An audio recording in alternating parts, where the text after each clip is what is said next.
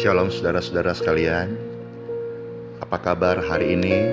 Dalam sukacita dan terus kita boleh bertumbuh di dalam manusia rohani kita, memiliki kehidupan berkodrat ilahi seperti apa yang Tuhan Yesus rancangkan kepada setiap orang-orang yang percaya kepadanya. Saudara-saudara sekalian dalam Tuhan, kalau kita melihat diri kita ini seperti sebuah taman yang indah, yang di sana ada pemandangan, ada kehidupan, ada kesegaran. Coba kita berpikir sejenak, apakah taman hati kita adalah taman yang nyaman untuk dinikmati atau sebaliknya?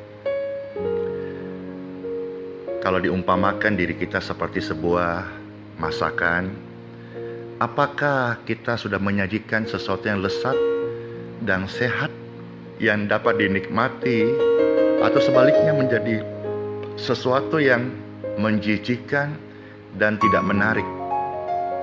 Saudara-saudara sekalian, ini adalah hal yang mutlak yang memang kita harus pikirkan dan lakukan untuk bagaimana kita melihat diri kita sebetulnya dengan seksama, guna kita dapat mengenali keadaan diri dengan benar. Paling tidak kita bisa menyadari diri kita apa yang kurang, apa yang kita perlu benahi, sehingga ketika Tuhan melihat kita juga, Tuhan boleh merasakan bahwa kita mau berubah. Dan kalau diibaratkan tadi taman, Tuhan itu senang berada bersama-sama kita.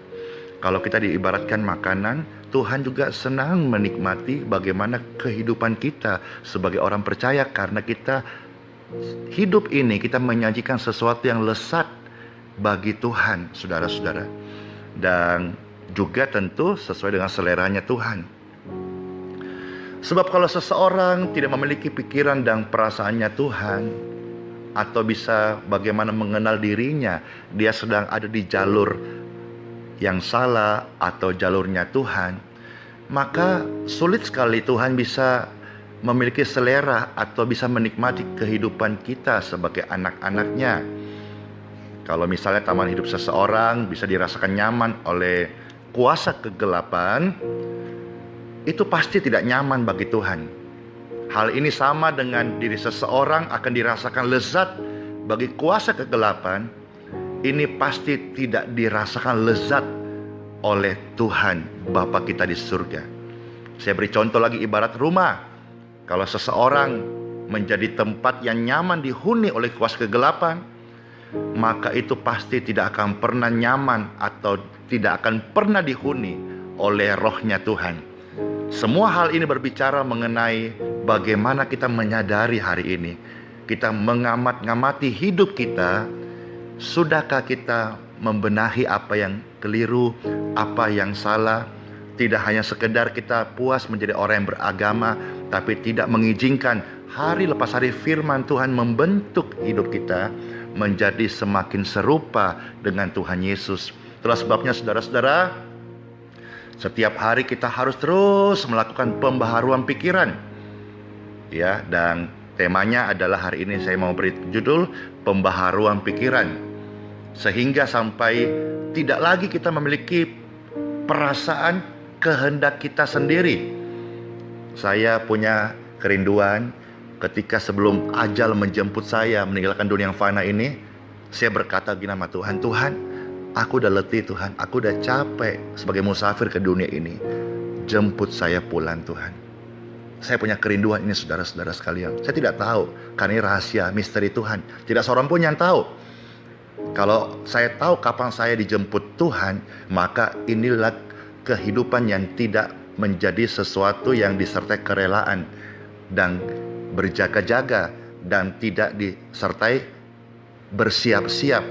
Kalau sudah tahu kapan waktunya, masalahnya tidak seorang pun yang tahu. Maka kita harus hidup rela dan selalu berjaga-jaga, bersiap-siap, dan selalu bergantung kepada Tuhan, saudara-saudara. Nah, kita hari lepas hari biarkan kita dibaharui oleh pikirannya Tuhan. Salah satu hal kalau saudara melihat dalam Matius pasal yang ke-6 ayat 22 sampai 23, Di sana dikatakan mata ini adalah satu-satunya penglihatan. Jiwa seseorang untuk mengamati diri dengan benar. Kalau mata seseorang sudah gelap, maka betapa gelapnya kegelapan dalam diri orang itu.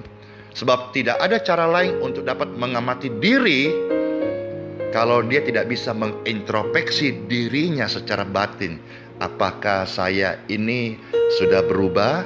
Ataukah kita masih memelihara monster-monster besar itu di dalam kehidupan kita? Misalnya kita orangnya ego, sombong, gak mau berubah, gak mau ditegur. Kita kalau kehidupan semua normal, baik-baik, kita ramah, kita senyum. Tapi begitu ada konflik, kita menjadi pendendam, iri hati, pembenci, susah mengampuni, dan memaafkan. Itu berarti kita masih memberikan bibit monster itu hidup. Bahkan kita masih memberi makan dengan memelihara ego kita.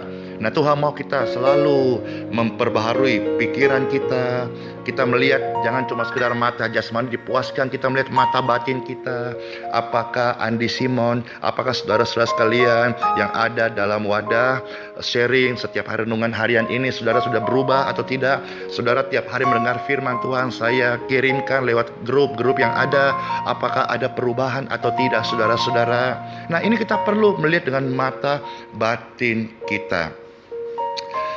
Saudara-saudara sekalian, dalam hal ini Tuhan tidak bermaksud untuk kita kalah.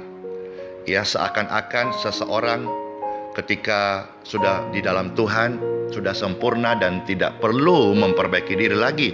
Padahal Tuhan mau setiap hari kita memperbaharui cara berpikir kita, dibaharui dalam roh kita, dalam konsep berpikir kita.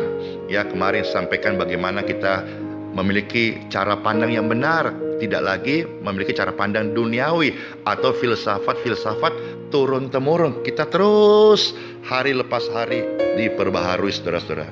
Nah, seharusnya jauh-jauh hari seseorang sudah terus bisa mengamati dirinya, mempersiapkan diri dengan baik, mengenali siapa dia. Karena ketika kita melihat diri kita dengan mata batin kita, tidak ada kemunafikan, tidak ada topeng. Orang belum tentu bisa menilai kita secara benar, karena manusia bisa berdusta, manusia bisa berbohong. Tapi kalau seseorang dia bisa mengecek dirinya sendiri, dia akan tahu diri. Maka dalam hal ini, saudara-saudara, lebih dari segala yang diusahakan adalah usaha untuk menjadi seseorang yang dapat dinikmati oleh Tuhan. Dinikmati oleh Tuhan maksudnya bahwa segala sesuatu yang kita lakukan itu menyukakan hati Tuhan. Sekalipun kita beragama, kalau hidup kita menyukakan hati setan, maka Tuhan tidak bisa menikmati hidup kita di sana, saudara-saudara.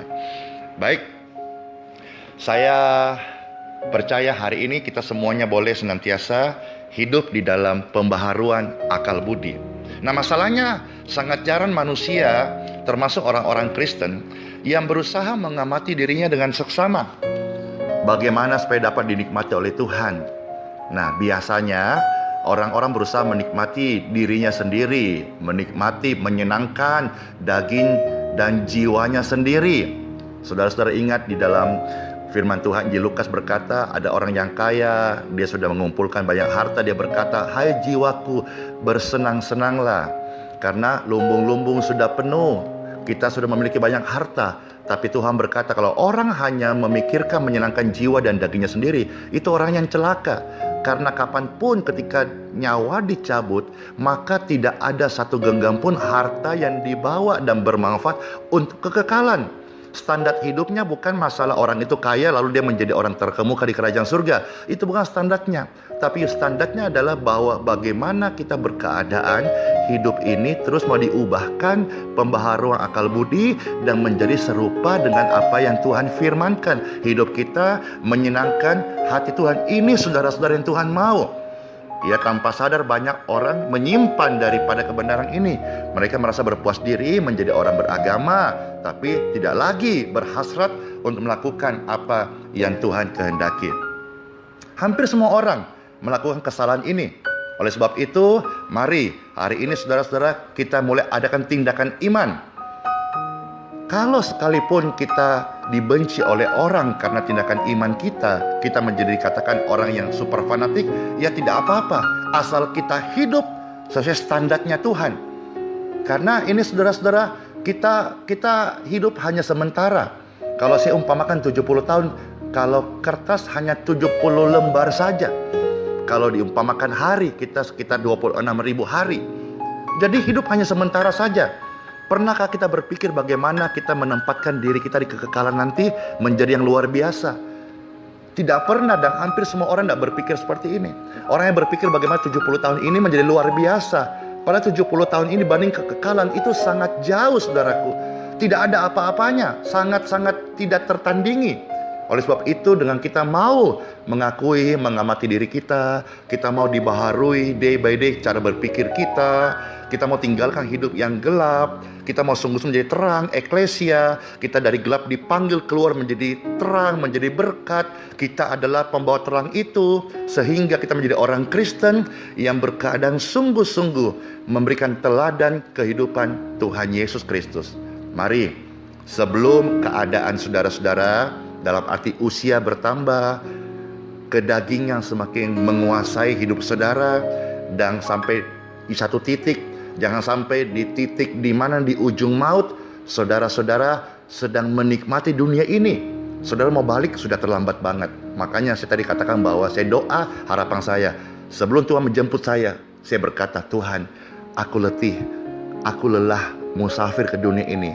Cabut nyawa saya, bawa pulang saya ke tanah air surgawi. Saya mau berusaha, saya mau belajar, hidup saya menjadi aroma yang wangi di hadapan tahta Bapa. Tidak mudah, saudaraku, seorang pastor hamba Tuhan muda dengan segala fasilitas yang ada.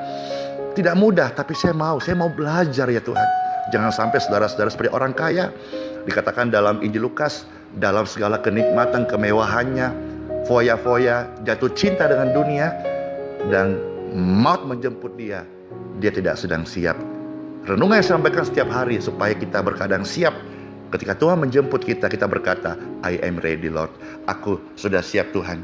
Karena selama aku hidup, aku berusaha melakukan hal, memberikan taman hidupku yang indah di hadapan-Mu, menyajikan makanan yang lezat yang Tuhan bisa nikmati setiap hari, mengenakan baju-baju yang Tuhan suka pakai, sehingga waktu Tuhan jemput saya siap untuk menjadi mempelai surgawi-Mu.